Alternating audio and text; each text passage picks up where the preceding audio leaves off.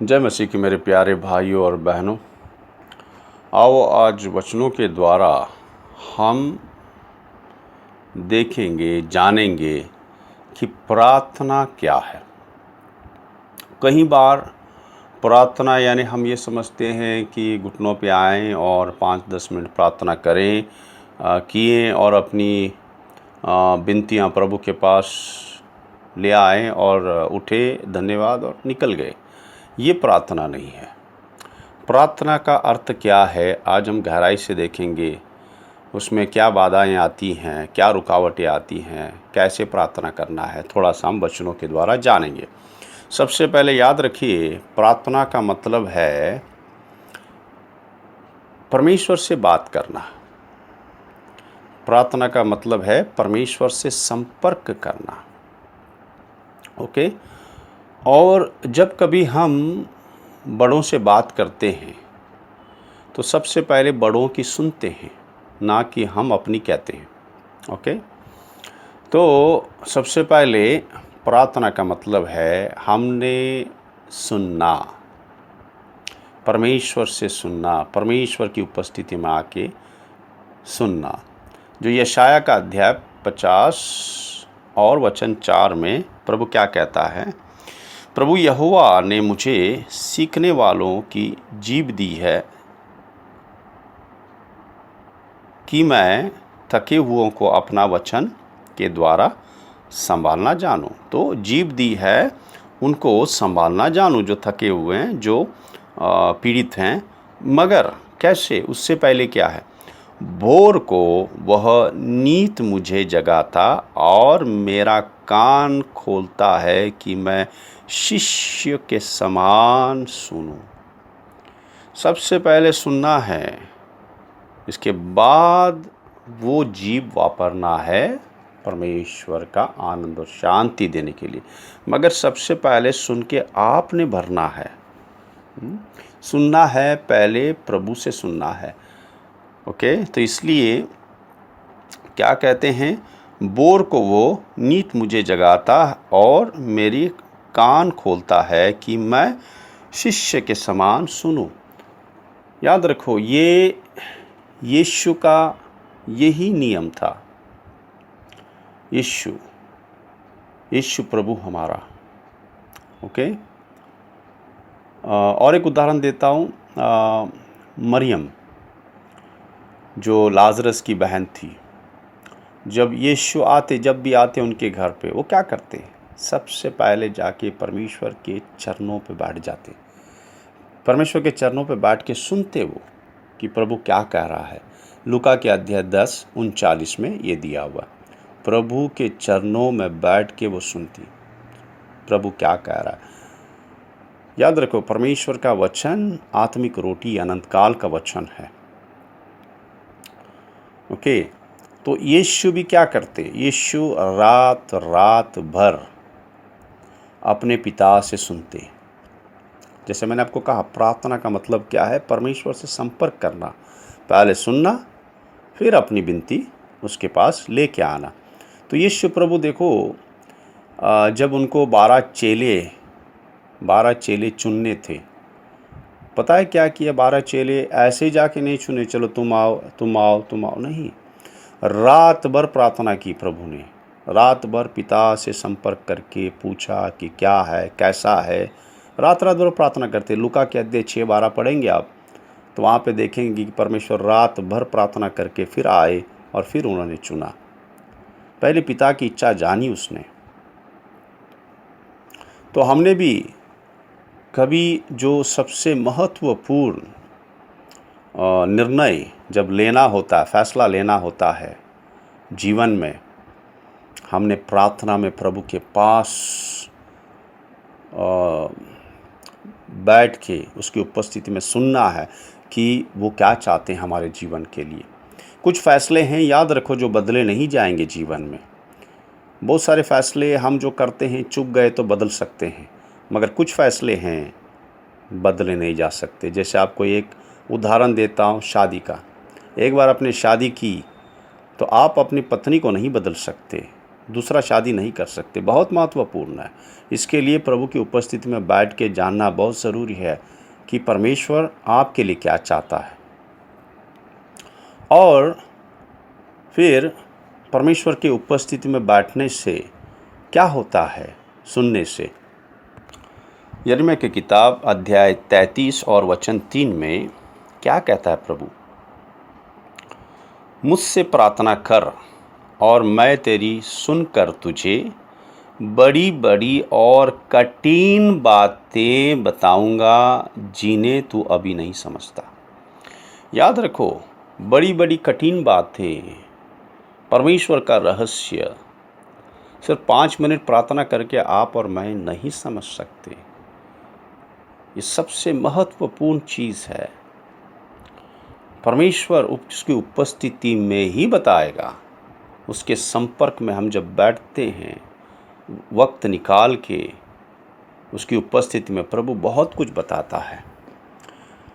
देखो, मैं आपको उदाहरण देता हूँ। उत्पत्ति के अध्याय 18 और 16 से 19 अगर हम पढ़ेंगे, जब परमेश्वर अब्राहम को भेंट करने आता है और फिर वो जाने लगता है। वो कहता है, इतना बड़ा रहस्य क्या मैं अब्राहम से नहीं कहूँगा, जो मैं सोदोम और गोमोरा के खिलाफ करने वाला हूँ, उसे नाश करने वाला हूँ।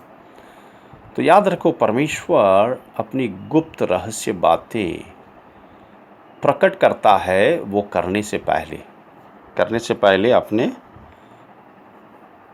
दासों को वो बताता है जो उनके संपर्क में रहते हैं। दूसरा देखो, आपको उदाहरण देता हूँ।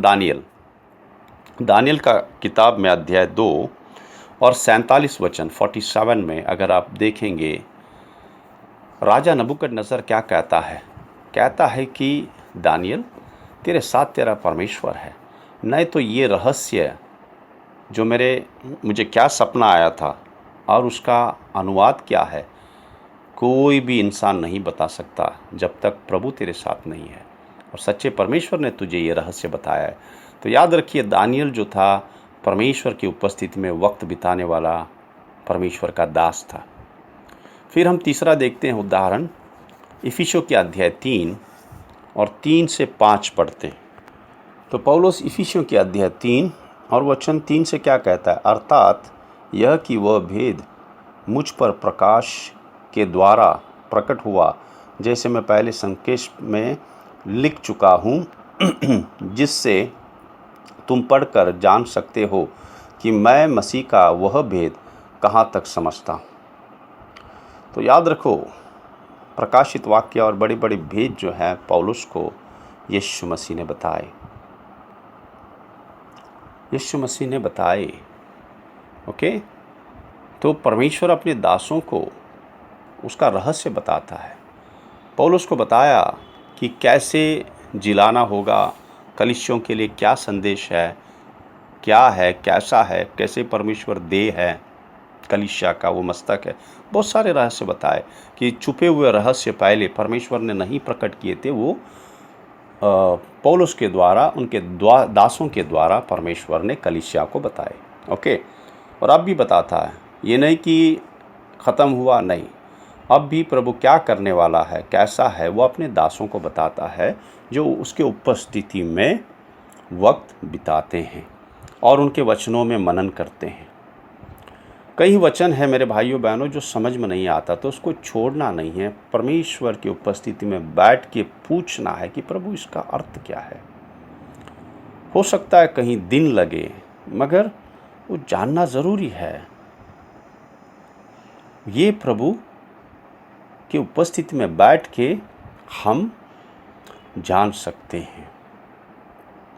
फिर अभी आता है पहले उपस्थिति में बैठ के सुनना। प्रभु बहुत सारी चीज़ें बताता है, रहस्य बताता है, भविष्यवाणी बताता है, प्रकाशित वाक्य देता है। ओके, उसके उपस्थिति में बैठने से अब आता है पूछना। ओके, अब सबसे पहले क्या पूछना है? ये कई बार क्या होता है, अपनी इच्छा से हम आते हैं और अपनी इच्छा से बातें करके प्रभु की उपस्थिति से उठ के, प्रार्थना से उठ के निकल जाते। मगर क्या पूछना है ये पवित्र आत्मा बताएगा। जैसे पवित्र आत्मा के कहता है रोमियो के अध्याय 8, 26 और 27, पवित्र आत्मा की मदद से हमने प्रार्थना करना है। किस लिए? क्योंकि पवित्र आत्मा परमेश्वर का मन जानता है, उसकी इच्छा जानता है, और वो हमें मदद करता है कि उसकी इच्छा के अनुसार हम प्रार्थना करें। ओके, देखो बहुत बार हमेशा याद रखो, हमारी इच्छा और परमेश्वर की इच्छा अलग होती है। तो परमेश्वर की इच्छा क्या है वो पवित्र आत्मा बताता है हमें, क्योंकि परमेश्वर का मन जो है वो पवित्र आत्मा जानता है, जैसे पहले कुरिन्थी की किताब में दिया है। ओके, और हमने प्रार्थना क्या करना है, जैसे यीशु मसीह ने सिखाया। प्रार्थना में सबसे पहले क्या पूछना है? परमेश्वर यीशु ने ये नहीं सिखाया कि प्रार्थना में, जैसे मत्ती के अध्याय 6 में 9 से, जब उसके शिष्य ने कहा कि ये प्रभु हमें प्रार्थना करना सिखाओ, प्रभु ने उनको ये नहीं कहा कि ऐसी प्रार्थना करना है कि आज की रोटी मुझे दो, आज की पाप मेरे क्षमा करो। वो हमें चाहिए, मगर बाद में। सबसे पहले प्रभु ने क्या कहा, क्या सिखाया कि सबसे पहले हमें विश्वास होना है कि हमारा परमेश्वर सिंहासन पर बैठा है। ओके, और उसका नाम पवित्र माना जाए। कैसे? हमारे जीवन से। और फिर परमेश्वर की इच्छा क्या है? यीशु क्या बताता है कि जैसे उसकी स्वर्ग में इच्छा है वैसे धरती पर पूरी हो। तो ये धरती पर कैसे पूरी होगी? आपके और मेरे द्वारा पूरी होगी। तो हमने मांगना है कि प्रभु, जैसे आपकी इच्छा है प्रभु धरती पे पूरी होनी है, प्रभु मेरे द्वारा मुझे इस्तेमाल करना प्रभु, ताकि मैं आपके राज के लिए, आपका स्वर्ग राज, आपकी इच्छा मेरे द्वारा पूरी हो जाए। फिर उसके लिए क्या करना है? याद रखो, सबसे पहले हम अगर पूछते हैं तो आत्मिक चीज़ें पवित्र आत्मा के द्वारा, उसकी मदद के द्वारा प्रभु की इच्छा जानना है, और आत्मिक चीज़ें पहले हमने पूछना है। ओके, फिर क्या आत्मिक चीज़ें पूछना है कि प्रभु मुझे आत्मिक जीवन में बढ़ाओ, मुझे आत्मिक जीवन में बढ़ाओ प्रभु, ताकि मैं गवाही हूँ किसी के लिए प्रभु, मेरा जीवन गवाही बने, मेरी जीवन ज्योति बने। जैसे मत्ती के अध्याय 5, 13 और 14 में लिखा है, मुझे पृथ्वी का नमक बनाओ प्रभु, मुझे ज्योति बनाओ। हाँ प्रभु, ताकि मैं गवाही बनूं, ताकि दूसरे जाने मेरे जीवन से कि आप कौन हैं, ऐसा जीवन दे दो। सबसे पहले आत्मिक चीज़ें पूछनी है।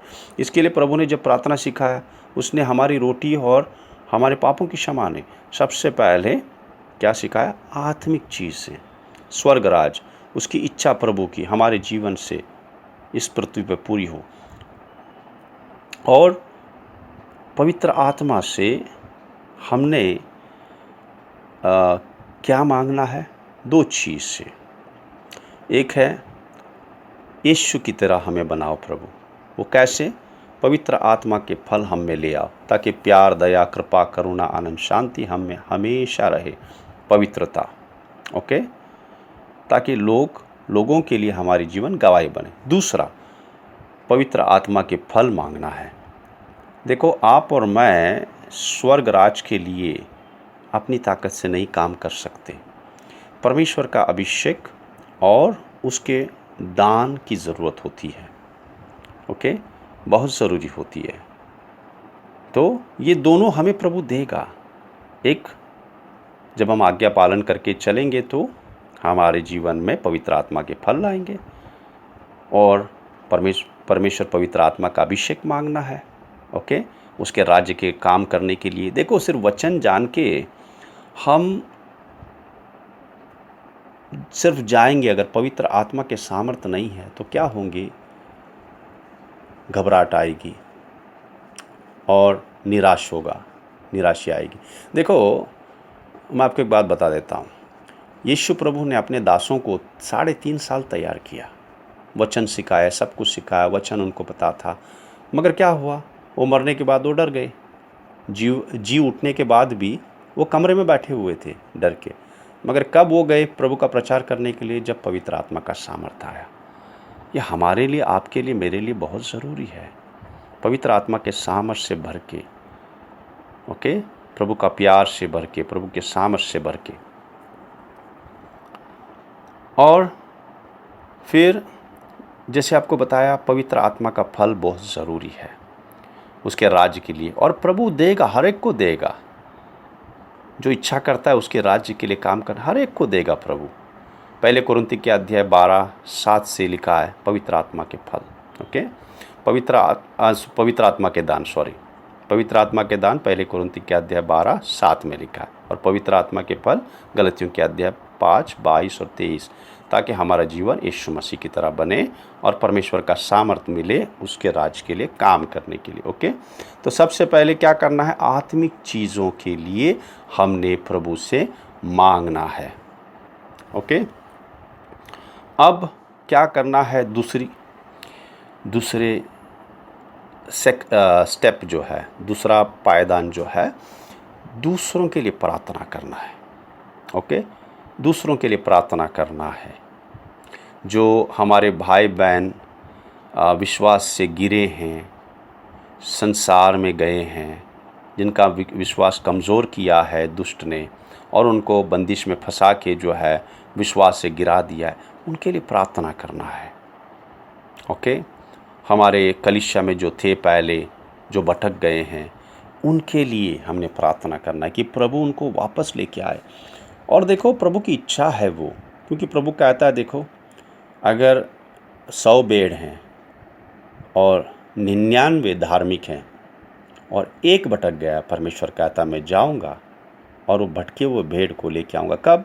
मगर हमने उसके लिए प्रार्थना करना है, प्रार्थना करना है। प्रभु कहता मांगो तो तुम्हें दिया जाएगा। अगर हम प्रार्थना नहीं करेंगे तो परमेश्वर काम नहीं करेगा, याद रखो। इसलिए आपको और मुझे बुलाया है। हम इसके बारे में और गहराई से देखेंगे वचनों से। मगर आपको और मुझे बुलाया किस लिए? ताकि हम कोई भटके हुए भाई और बहन को देख के हम चुप बैठें, कोई परमेश्वर का प्यार का एहसास न हो हमारे अंदर, उसके लिए कोई दया न हो कि हम बोलेंगे जाने दो, अच्छा हो गया, अच्छा हुआ, ऐसा होना था, क्योंकि वो नहीं सुना। नहीं मेरे भाइयों बहनों, अगर परमेश्वर हमारे बारे में ऐसा सोचते तो हम कब के नाश हुए होते।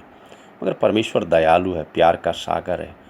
हमारे जीवन में काम करते करते करते आज आप और मैं जो आत्मिक जीवन में बड़े हैं, वो आपकी और मेरी ताकत से नहीं, प्रभु की दया और कृपा से आज हम हैं जिस मकाम पे आज हम हैं।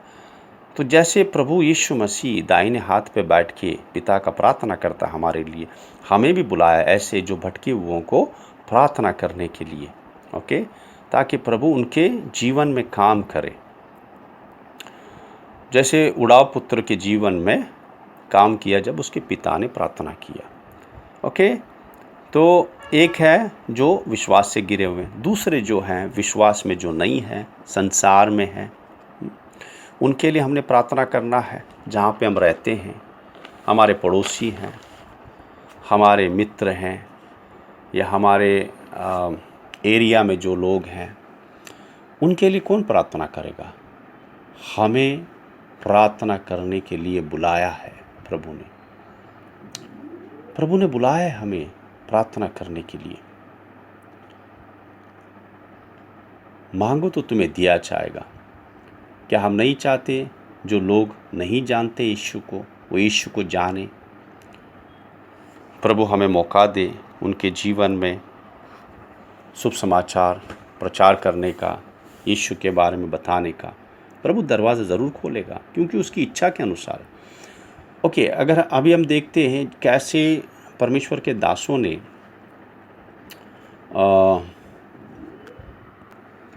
कैसे निवेदन किया।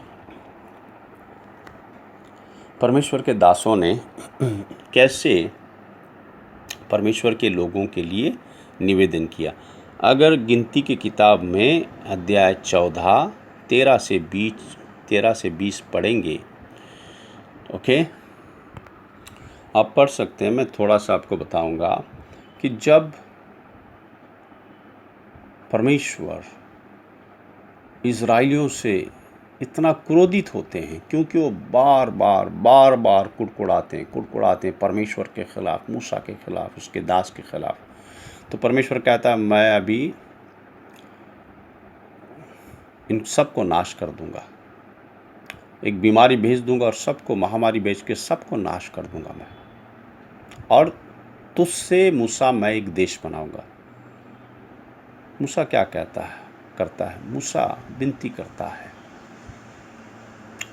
मूसा कहता है प्रभु, तुमने इतने सामर्थ से इतने लोगों को फिरौन के हाथ से छुड़ा के लाए, लाल समंदर चीरे, जंगल में लाए। प्रभु अगर आप नाश करेंगे अभी, तो लोग क्या सोचेंगे कि परमेश्वर के पास सामर्थ्य नहीं था इनको संभालने, इसलिए नाश कर दिया। प्रभु दया करना इन पे, दया करना प्रभु, क्षमा करना इनको।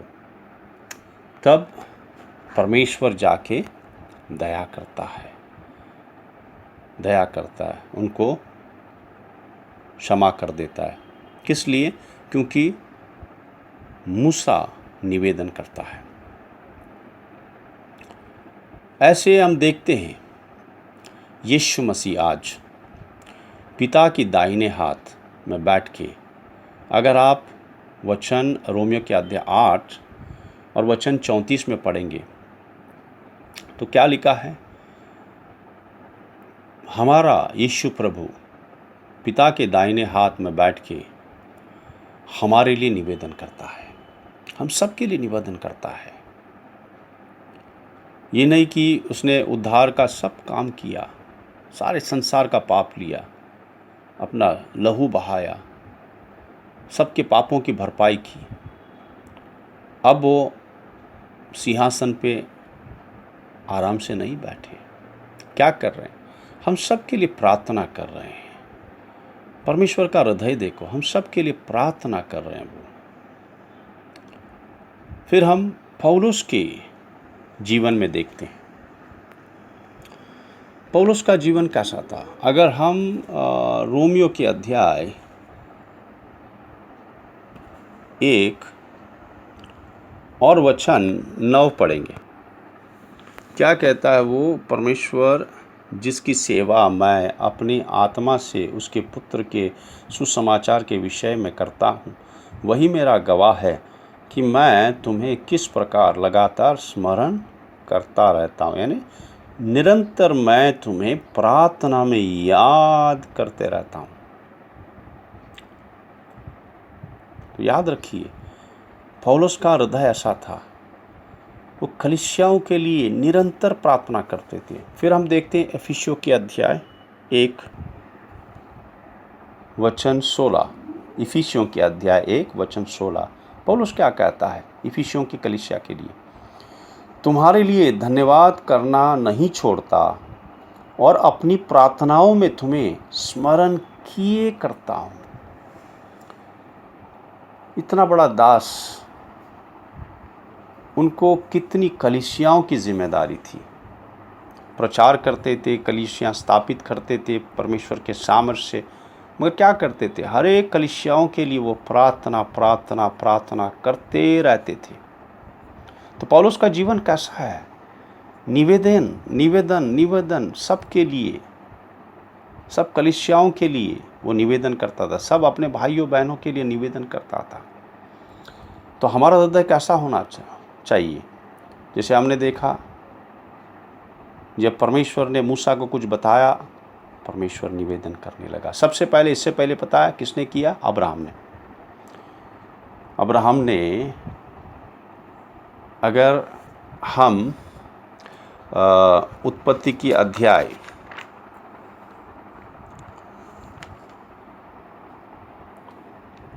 18 में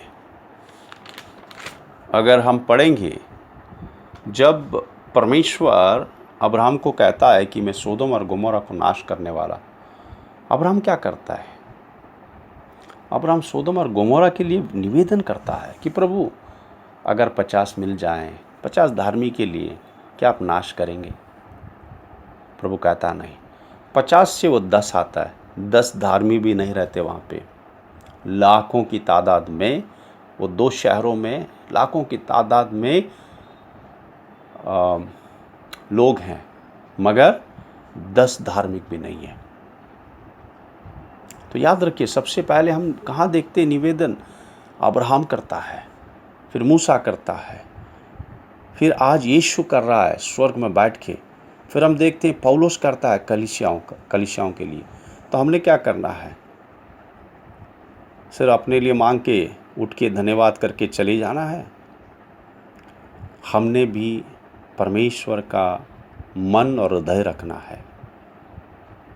जो हम देखते हैं कि कोई पाप की बंदिश में है, भले वो जान के, ठीक है, जान के उसने किया है, बंदिश में आ गया है, तो क्या हमने छोड़ देना है? क्या हम कभी गिरे नहीं? क्या हम कभी बंदिश में नहीं थे? क्या प्रभु हमारे लिए निवेदन नहीं किया? क्या किसी भाई बहन ने हमारे लिए निवेदन नहीं किया होगा? किया है। हमारा भी काम बनता है कि हम दूसरों के लिए निवेदन करें, अपने भाई बहनों के लिए निवेदन करें, उनको नफरत से न देखें। आपको एक उदाहरण दूं मैं, परमेश्वर कैसे देखता है मैं। जब पतरस ने तीसरी बार इनकार किया, यीशु ने कहा, पतरस तू मुझे 3 बार इनकार करेगा। जब पतरस ने तीसरी बार इनकार किया और मुर्गे ने बांग दिया, यीशु ने कैसे देखा होगा? पता है, यीशु ने मुड़ के देखा पतरस को। कैसे देखा होगा? प्यार से देखा उसको। कहा, कोई बात नहीं पतरस, मैं जानता हूँ, मैं जानता था, तुम्हें बताया कि तुम मुझे नकारोगे, कोई बात नहीं। कितना प्यार से उसने देखा प्रभु पतरस को, और पतरस उस प्यार से उसका दिल भरा है और जाके बाहर रोने लगा फूट फूट के कि मैंने 3 बार मेरे प्रभु को इनकार किया है। हमारा परमेश्वर ऐसा है। और पर मैं जब गिरते हैं या कोई संकट में या कोई बंदिश में आते हैं, वो हमसे नफरत नहीं करता, हालांकि हमें उस बंदिश से बाहर लाने के लिए निवेदन करता है। हमने भी उन भाई बहनों के लिए निवेदन करना है ताकि उस बंदिश से, ये जो विश्वास से गिरे हैं, वो वापस आए। इसी को कहता है कि हमारे में परमेश्वर की आत्मा है, परमेश्वर का स्वभाव है। फिर आखिर में ये सब आत्मिक चीज़ों के लिए और निवेदन के बाद दूसरों के लिए जो कलीसिया से भटके हैं, संसार में गए, और जो अविश्वासियों के लिए, हमारे पड़ोस में, हमारे बिल्डिंग में, हमारे एरिया में, ओके, फिर हमारे शहर में, राष्ट्र में, और सारे भारत के लिए हमने प्रार्थना करना है, क्योंकि प्रभु ने हमें उस जगह में, उस शहर में, उस राष्ट्र में और उस देश में रखा है। ओके, फिर हमने अपनी ज़रूरतों के लिए प्रार्थना करना है। हमें हर एक जो धरती की चीज़ें ज़रूरत है, जैसे कपड़ा है, रोटी है, चंगाई है, पैसा है, घर है, तो इनके लिए हम प्रार्थना करना है। ओके, जो ज़रूरत की चीज़ें हैं, और प्रभु ज़रूर देगा। वो पिता है हमारा, ये विश्वास करो, प्रभु देगा, ज़रूर देता है वो ज़रूरत की चीज़ें।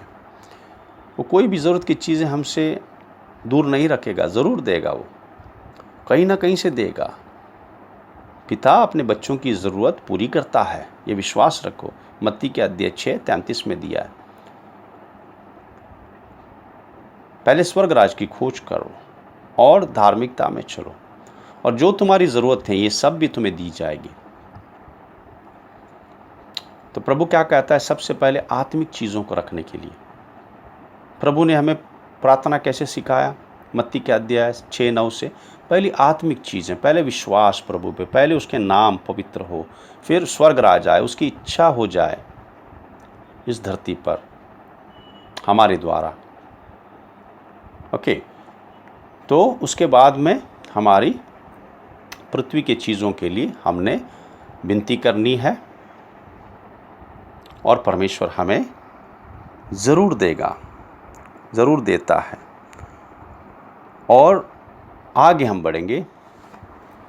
अभी प्यार में प्रार्थना में रुकावट क्या आती है? प्रार्थना में बाधा शैतान कैसा बाधा डालता है, यानी रुकावट, बाधा ने रुकावट कैसे डालता है? सबसे पहले शैतान क्या करता है, बहुत सारे मसीहों को चीज़ों में उलझा दिया है। ये बहुत सारी चीज़ें पाप की चीज़ नहीं है, आपको एक बता दूं, ओके, मगर उसमें वो बंदिश में लेके आए हैं। इसके लिए प्रार्थना के लिए वक्त नहीं मिलता है। याद रखो, वो चीज़ें पापों की चीज़ नहीं है। जैसे बहुत सारे मसीह लोग क्या करते हैं, दिन भर क्रिश्चियन म्यूज़िक सुनते रहते हैं। ओके, सुनना अच्छा है, जैसे मैंने बताया, उसमें कोई गलत नहीं है। या दूसरा, क्रिश्चियन फिल्म्स देखते रहते हैं सुबह से शाम तक। ठीक है, अच्छी बात है। और फिर मोबाइल चैटिंग, गलत नहीं है, अच्छी बात है, ठीक है। हमने एक दूसरे से संपर्क करना है, एक दूसरे से बातें करना है, टेक्नोलॉजी है। हम आज वीडियो कॉन्फ्रेंस करते हैं, चैटिंग करते हैं अलग अलग देश के लोगों से भी, मगर ये हमारी प्रार्थना का समय में बाधा नहीं होना चाहिए। शैतान क्या बोलेगा, देखो ये तो कोई पाप नहीं है, बुराई नहीं है, कोई बात नहीं, बात सही है, कोई गलत चीज़ नहीं है, मगर क्या होता है, प्रार्थना का समय में ये बाधा नहीं होना चाहिए कि आप इतना म्यूज़िक सुने, इतना फिल्म देखे, क्रिश्चियन फिल्म, इतना चैटिंग करें कि प्रभु के पास आके उससे बातें करने का आपके पास वक्त ना रहे। दूसरा जो है, ये भी अच्छी चीज़ें हैं, ओके। जैसे पौलुस कहता है, पहले कुरिन्ती के अध्याय 10 और वचन 23 पढ़ते हैं। पौलुस क्या कहता है, सब वस्तुएं मेरे लिए उचित तो है, परंतु सब लाभ की नहीं है। सब वस्तुएं मेरे लिए उचित तो हैं, परंतु सब वस्तुओं से उन्नति नहीं। देखो, जैसे मैंने आपको बताया, ये चीज़ कोई पाप की चीज़ नहीं है। गाना सुनना, फिल्म देखना, क्रिश्चियन, मोबाइल चैटिंग करना, मगर इसमें उन्नति नहीं है, लाभ नहीं है। कौन सा लाभ? आत्मिक लाभ कुछ भी नहीं है। जैसे कोई सोफे पे पड़े रहते हैं और बातें करते रहते हैं, कोई इतना सोते हैं कि उनके पास प्रार्थना के लिए समय नहीं रहता। याद रखो, आपको एक उदाहरण बताता हूँ, जहाँ पे पतरस प्रार्थना करने का वक्त वो सोता है, गत्सेमनी के बगीचे में। जब यीशु प्रभु 3 बार आके पतरस से कहता है, पतरस जागो, क्या तुम 1 घंटे के लिए नहीं जाग सकते पतरस? मगर पतरस सो रहा था, यीशु प्रार्थना कर रहा था। क्या हुआ इसका नतीजा? जब सिपाही आ गए पकड़ने के लिए, यीशु जानता था ये पिता का समय है, पिता की घड़ी है, पिता ने भेजा है। पतरस नहीं जान पाया और तलवार से उस सिपाही का कान काट दिया। किस लिए? क्योंकि वो सो रहा था जब प्रार्थना करनी थी। प्रार्थना बहुत ज़रूरी है मेरे भाइयों बहनों। और दूसरे हैं मसीह लोग जो बिल्कुल इंटरेस्ट ही नहीं है, कहते हैं मुझे प्रार्थना करने में बिल्कुल रुचि नहीं है। किस लिए पता है? जैसे मैंने आपको बताया, प्रार्थना क्या है? हमारा परमेश्वर से संपर्क। किस लिए इंटरेस्ट नहीं है? क्योंकि प्यार नहीं है। रिश्ता नहीं है। आपको एक उदाहरण देता हूँ। एक लड़का और लड़की जो एक दूसरे से, या समझो लड़का लड़की की शादी हो गई है, ओके, वो एक दूसरे के साथ कैसे वक्त बिताएंगे? बातें करते रहेंगे कि एक दूसरे को जानने के लिए इतना प्यार रहता है कि समय का पता ही नहीं चलेगा। कैसे होता है? वहाँ पे रिश्ता है और सबसे बड़ा प्यार है। वो प्यार से रिश्ते में समय का पता नहीं चलता है। तो कितनों को क्यों इंटरेस्ट नहीं है? सबसे पहले प्यार नहीं है, दूसरा रिश्ता नहीं यीशु से। फिर प्रार्थना में बाधा क्या आती है? क्योंकि कहीं लोग प्रार्थना करते हैं मगर नतीजा नहीं देखते, तुरंत नतीजा नहीं देखते। तो कहते हैं नहीं, अभी तो बेकार है प्रार्थना करना, हमें पता भी नहीं कि प्रभु सुनता है कि नहीं सुनता है। क्या परमेश्वर सच कहता है कि झूठ कहता है? जब वो मत्ती के अध्याय 7:7 में वो क्या कह रहा है? मांगो तो तुम्हें दिया जाएगा, मेरे पास आओ, मांगो। मत्ती के अध्याय 11:28 में क्या कहता है प्रभु? जो बोझ में दबे हैं, टूटे हैं, मेरे पास आओ, मेरी उपस्थिति में आओ, मांगो मुझसे, मैं वो कठिनाई से आपको छुड़ाऊंगा, आपको विश्राम दूंगा, आपका मन का बोझ हल्का कर दूंगा। भजन संगीता 34:17 में क्या लिखा है? धर्मियों की कठिनाई तो बहुत होती है, तो बहुत होगी, मगर परमेश्वर उन सब में से निकाल लाएगा। देखो, याद रखो, ये नहीं कि हमारे जीवन में कठिनाई नहीं आएंगी। कठिनाई इसलिए है, आपका और मेरा विश्वास का परख है मेरे भाइयों बहन, ये ना भूलो। तो क्या करना है संकट की घड़ी में? प्रार्थना करते रहना है, ओके, प्रार्थना करते रहना है। क्योंकि परमेश्वर हमारा सुनने वाला परमेश्वर है। उसने स्वयं कहा है, उसकी इच्छा है। मत्ती के अध्याय 7:7 में क्या लिखा? मांगो तो तुम्हें दिया जाएगा। तो मांगते रहना है हमने। और तो मैं आपको बताया कि किस लिए इंटरेस्ट, जो बाधा आता है, इंटरेस्ट छूट जाता है प्रार्थना में, कि हमने प्रार्थना की, हमें नहीं मिला। ऐसा नहीं होना है। फिर 5वां, प्रार्थना में बाधा क्या है? रुकावट क्या है? क्या बाधा आती है? पाप। क्योंकि परमेश्वर बहुत साफ से कहता है कि परमेश्वर पापियों का नहीं सुनता। अगर हमारे दिल में कड़वाहट है, अक्षमा रखे हुए हैं और अब परमेश्वर से प्रार्थना करते रहते हैं, प्रभु नहीं सुनेगा। यूहन्ना की अध्याय 9:31 में लिखा है। यूहन्ना के अध्याय 9:31 में क्या लिखा है? परमेश्वर पापियों का नहीं सुनता। तो ये एक बाधा है, याद रखो। अब प्रार्थना कैसी करनी है? सबसे पहले प्रार्थना विश्वास में करना है, ओके। प्रार्थना विश्वास से करना है। मत्ती के अध्याय 21 और 22 में प्रभु क्या कहता है? और जो कुछ तुम प्रार्थना में विश्वास से मांगोगे वह सब तुमको मिलेगा। कब? जब विश्वास से मांगोगे। शक नहीं करना है। प्रार्थना करने के बाद बेकार की बातें नहीं करना है। मन में शक नहीं लाना है। क्योंकि याकूब के किताब में अध्याय 1 में लिखा है, जो शक करने वाला उसको कुछ भी नहीं मिलेगा। वो लहरों की तरह है और उस प्रभु से कुछ भी नहीं पाएगा।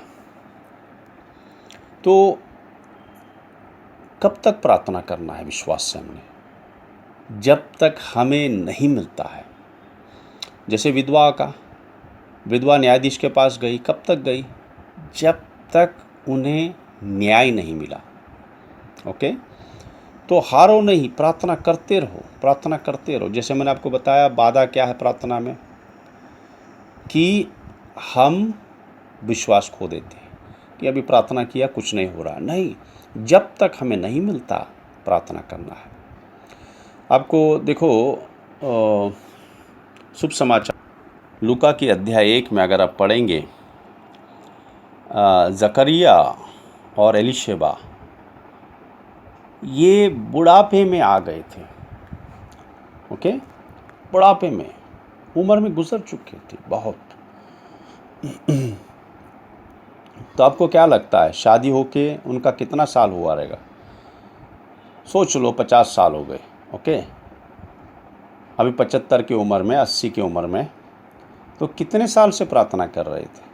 50 साल से निरंतर प्रार्थना कर रहे थे और परमेश्वर ने उनकी प्रार्थना सुनी। और एक बात आपको ये बता दूं, जितना देर में आपको मिलता है प्रार्थना में, उतना अच्छा आपको प्रभु देगा। क्या दिया प्रभु ने जकरिया और एलिजबेथ को? यूहन्ना बपतिस्मा देने वाला, ये पुत्र प्रभु ने उन्हें आशीष किया। पता है, सब नबियों में से बड़ा नबी था वो। याद रखो, यूहन्ना बपतिस्मा देने वाले ने कोई चमत्कार नहीं किया जैसे एलिया ने किया, एलिशा ने किया, बड़े बड़े चमत्कार किए उन्होंने। मगर यीशु मसीह क्या कहता है? स्त्री से पैदा हुआ यूहन्ना बपतिस्मा से बढ़कर कोई भविष्यद्वक्ता नहीं है। तो कितना बड़ा पुरस्कार प्रभु ने जकरिया को और एलिशबा को दिया, निरंतर विश्वास में प्रार्थना करने के लिए। यहाँ पे वो सत्य होता है, प्रभु का वचन हमेशा सत्य है। इब्रानियों के अध्याय 11:6 में लिखा है, विश्वास के बिना परमेश्वर को प्रसन्न करना अनहोना है। जो उसके पास आते हैं विश्वास करना है कि वो है, और विश्वास करने वालों को वो प्रतिफल देता है। फिर हम देखते हैं प्रेरितों के अध्याय 10, आप उसमें पढ़िए।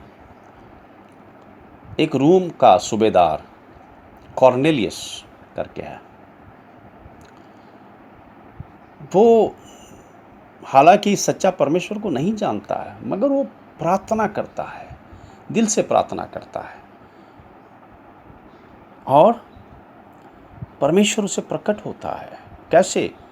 अपने स्वर्गदूत को भेज के उसको उद्धार में लाता है। याद रखो, वो निरंतर प्रार्थना करने वाला आदमी था वो, और परमेश्वर ज़रूर सुनता है। फिर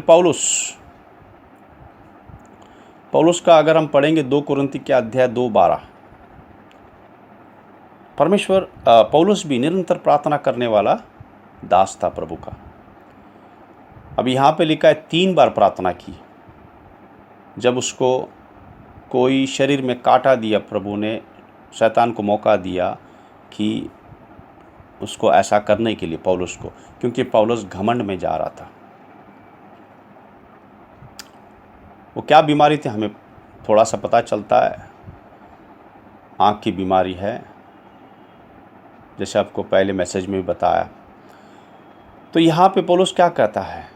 प्रभु मुझे इसे चंगाई दे, ये निकाल प्रभु ये बीमारी।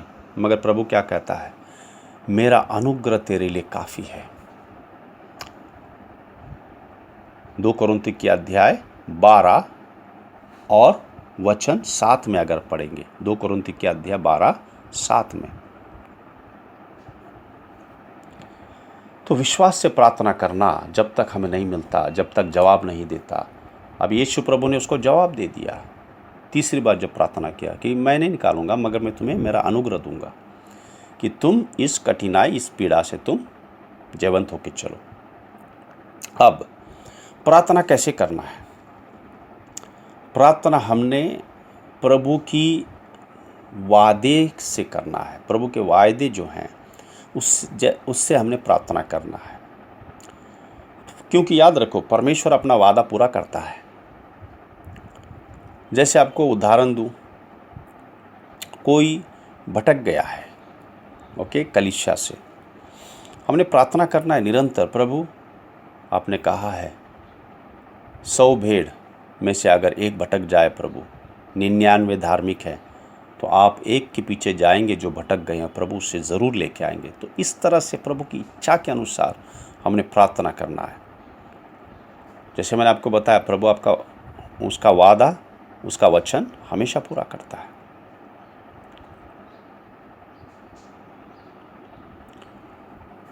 और दूसरे जो टेंशन में हैं,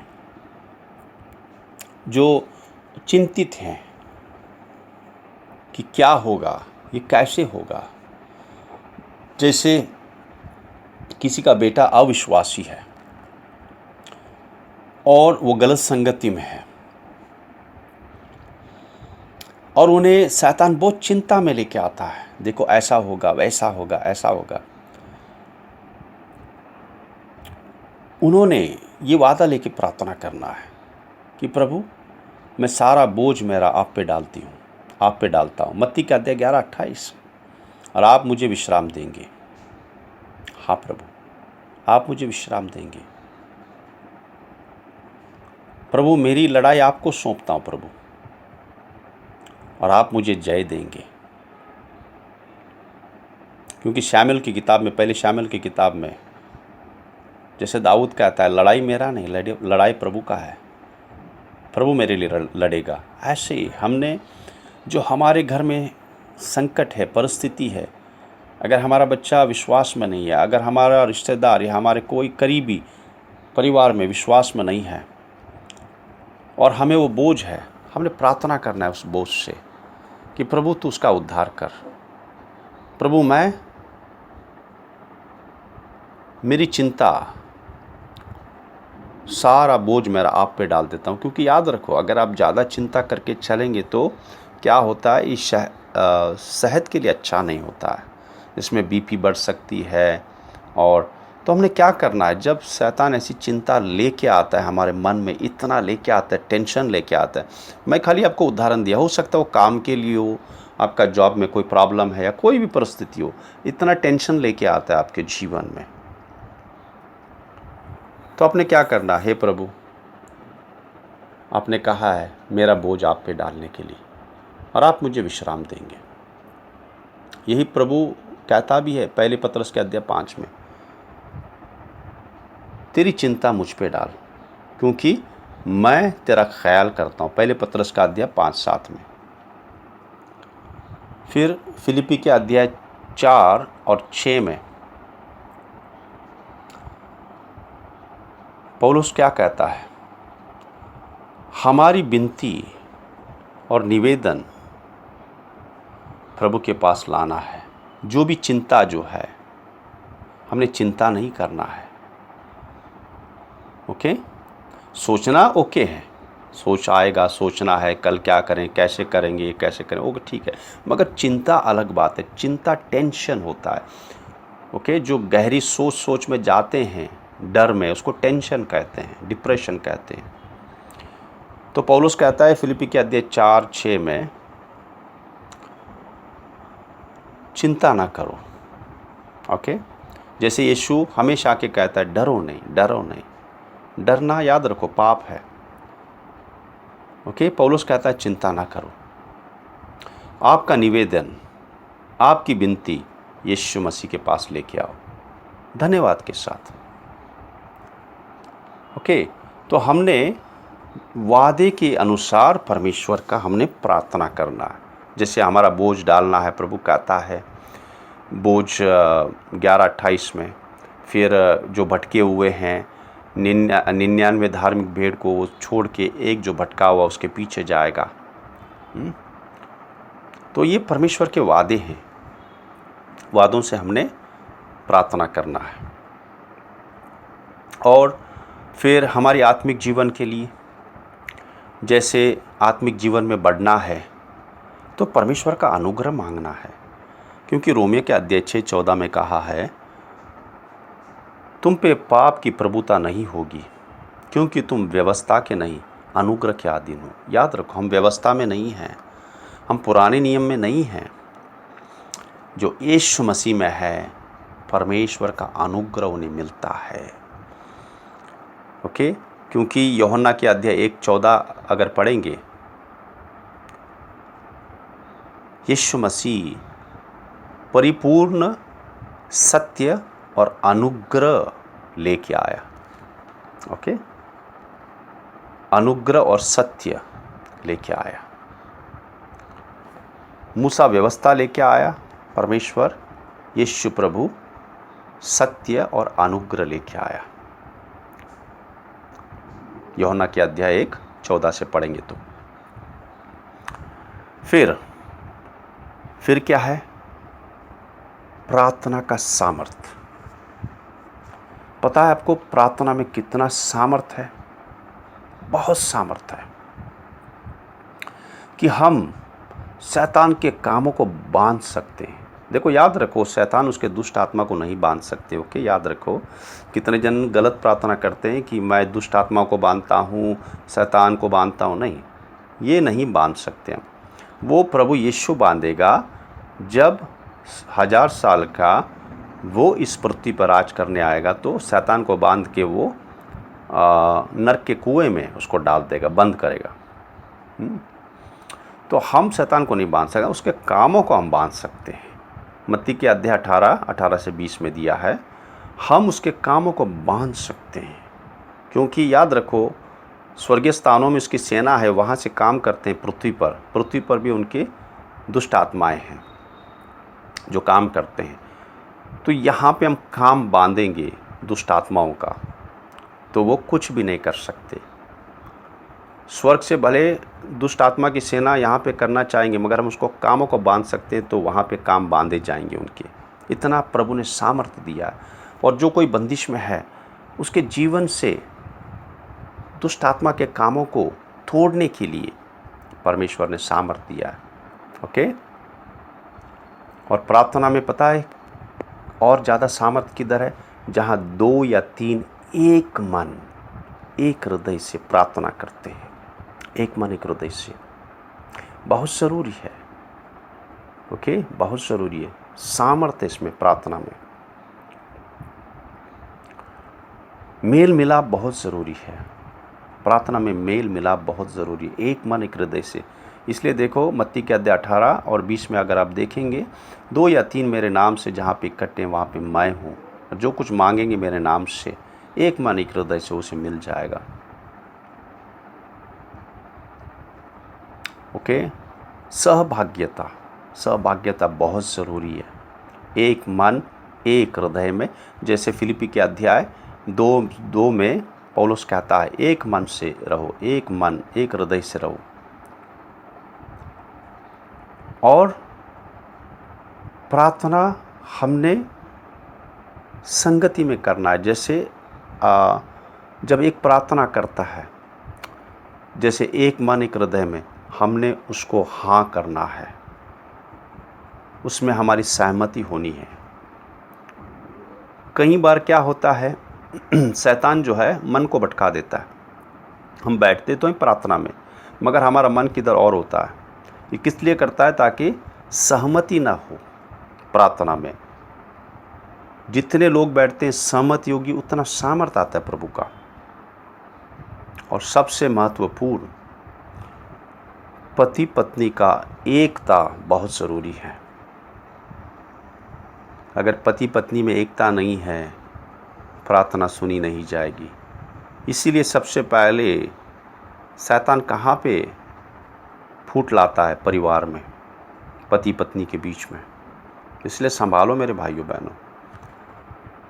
पहले पत्रस का अध्याय 3 अगर वचन 7 में पढ़ेंगे आप, 3 से 6 तक, स्त्री ने कैसे रहना है, कैसे उसके स्वभाव से जो नहीं जानते यीशु को, उनको लाना है, अपने पति को भी।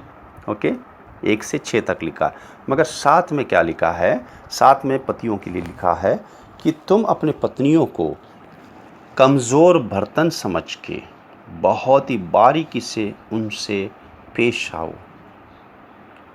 ताकि तुम्हारे बीच में कोई भेदभाव न रहे, जिससे तुम्हारी प्रार्थना रुक जाए। मेरे भाइयों बहनों, बहुत महत्वपूर्ण है, बहुत महत्वपूर्ण है। अगर प्रार्थना में सामर्थ्य चाहते हैं, प्रार्थना की सामर्थ्य की प्रार्थना चाहते हैं, तो ये बहुत ज़रूरी है। एक मन, एक हृदय, सहभाग्यता, जो लोग वहाँ पे हैं, एक मन, एक आत्मा और सहभाग्यता और सहमति। जैसे पति पत्नी में सहमति होना बहुत ज़रूरी है, नहीं तो प्रार्थना सुनी नहीं जाएगी। और पत्नी ने कैसे, क्या स्वभाव होना है उनका,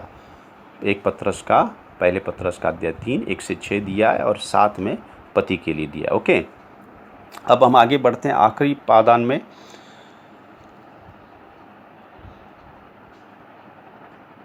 क्या लिखा है? जागो और प्रार्थना करो। क्या करना है हमने?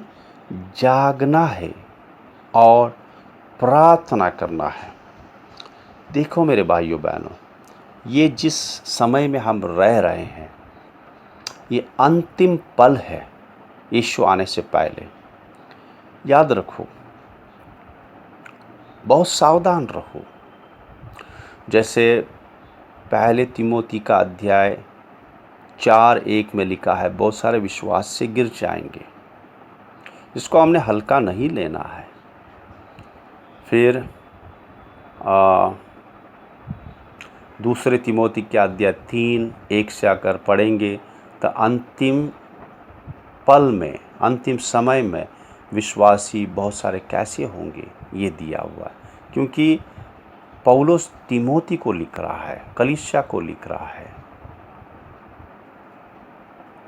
और अगर हम प्रार्थना में नहीं रहेंगे, भटक जाएंगे, हम कुछ और करेंगे और प्रभु की इच्छा कुछ और होगी। जैसे मैंने आपको बताया, जब प्रार्थना करना था, पतरस गेत्सेमनी के वाटिके में वो सो गया।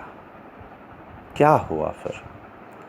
जब आए यीशु को पकड़ने के लिए, यीशु ने अपने आप को समर्पित कर दिया उस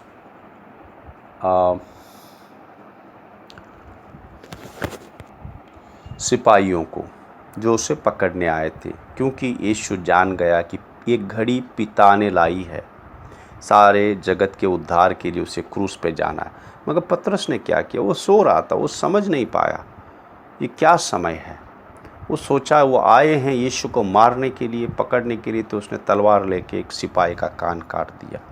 यीशु ने कहा, तलवार अंदर डाल दो पतरस, जो तलवार से जिएगा वो तलवार से मरेगा। तो ऐसा क्यों हुआ? क्योंकि वो जाग के प्रार्थना नहीं कर रहे थे। मेरे भाइयों बहनों, ये समय संसार की बहुत सारी चीज़ों देखने का नहीं है। पता है कितने विश्वासी सुबह से शाम तक न्यूज़ देखते रहते हैं, और क्या होता है? उनके अंदर डर पैदा होता है। यहाँ इतने मर गए, वहाँ इतने मर गए, यहाँ इतने हो गए। न्यूज़ देखो, कोई बात नहीं, थोड़ा सा देखो क्या हुआ, यानी आज सरकार क्या कह रही है, बस उतना ही। ज़्यादा समय प्रार्थना में, ज़्यादा समय वचनों में, प्रभु की इच्छा क्या है जानने के लिए। और इफिसी के अध्याय 6:18 में पौलुस क्या कहता है? पौलुस कहता है, हर समय, हर प्रकार के लिए आत्मा से निरंतर प्रार्थना करो। याद रखो, प्रभु आपके और मेरे मन में हमेशा कुछ ना कुछ दिखाता रहेगा।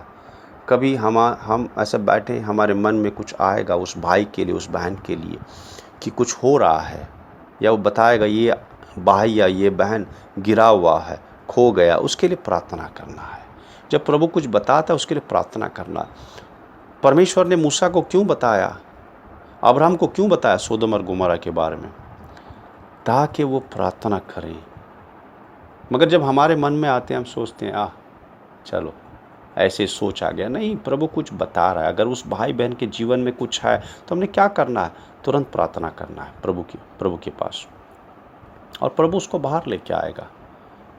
ओके, तो ये थोड़ी सी चीज़ आपने, थोड़ी सी वचन हमने देखा बाइबल से, वचनों से, कि प्रार्थना क्या है। ओके, तो आओ प्रार्थना करें। धन्यवाद करते हैं पिता ये वचनों के लिए। अब्बा, आपके वचनों के द्वारा थोड़ा कुछ हमने जान पाए प्रार्थना क्या है।